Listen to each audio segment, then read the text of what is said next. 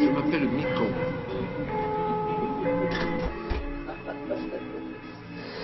Hey. C'est le retour de Micon. Qui est Ça va. consacré au Coupé. à l'université d'été.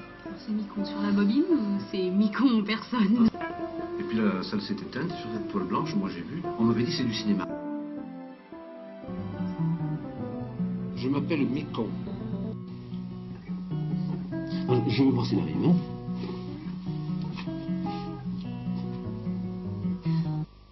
C'est sensible, c'est plein d'humour. C'est bien, non? Pour moi, oui.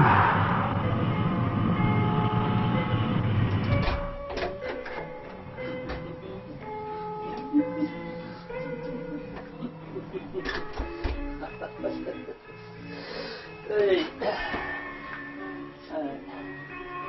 C'est le retour de Micon en 2009. Oui. Ben voilà. Le voilà. Le voilà. Le voilà, enfin presque. Mais attendez. Ah, oh, c'est l'écran de sécurité. Eh merde alors. Simple électronique, priez pour nous.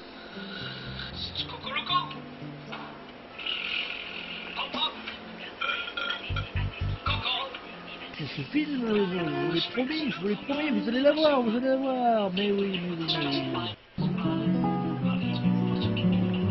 Mais je pense qu'on va la voir bientôt.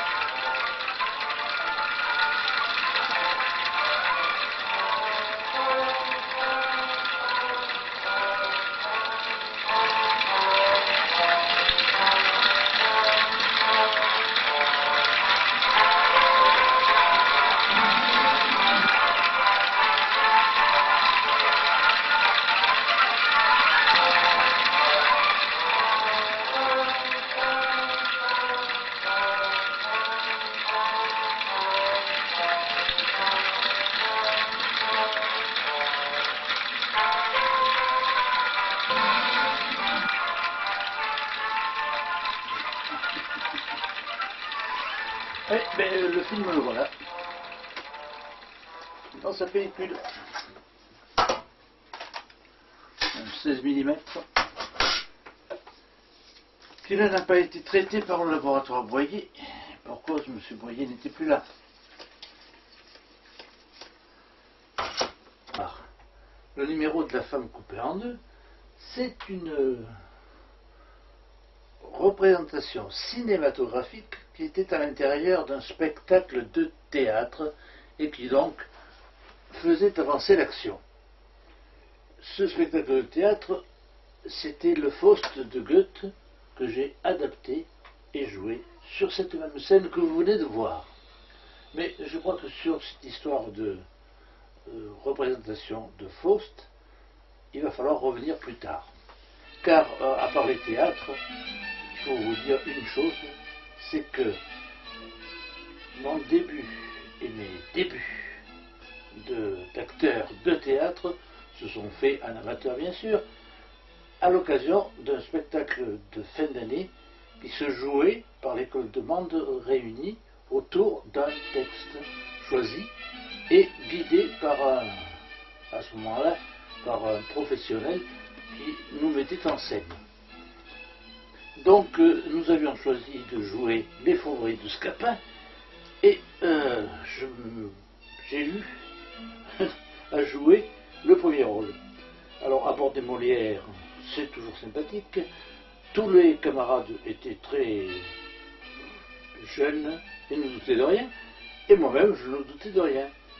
Et là, je me suis rendu compte d'une chose. C'est que c'est un métier, le théâtre. Et je m'en suis rendu compte parce que quand il y a eu représentation publique, devant le rideau qui s'ouvrait, je me suis trouvé quand même un petit peu à court. À court de souffle, à court de technique. Bon, c'est vrai que le texte de Molière est fantastique, donc la pièce marche à peu près toute seule, mais tout de même, j'ai bien compris qu'il y avait quelque chose à trouver quant à la diction, l'articulation, la tenue de scène, le corps.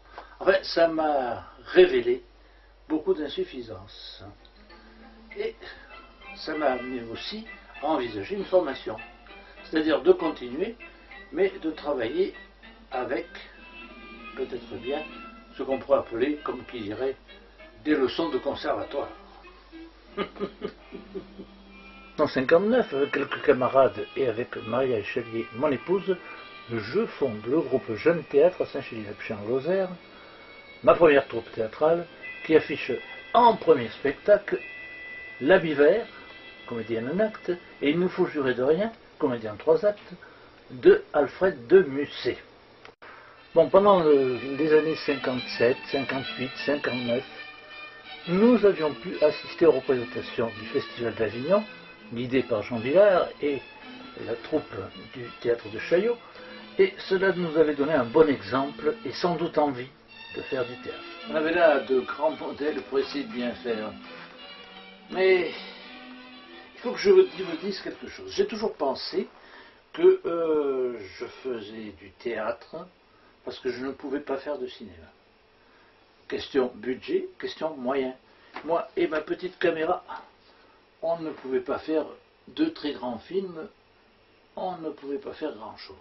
Donc, il y a eu toute cette aventure théâtrale qui était quand même un apprentissage et une formation à l'approche aussi de ce qui va devenir Micon, c'est-à-dire le comédien voulant essayer d'être un petit peu le burlesque et le charlot de l'époque. On m'appelle Micon. Et encore une fois, dans tout ceci, il y avait toujours ce besoin de formation qui se faisait sentir. Mais enfin, nous avons, semble-t-il, réussi à représenter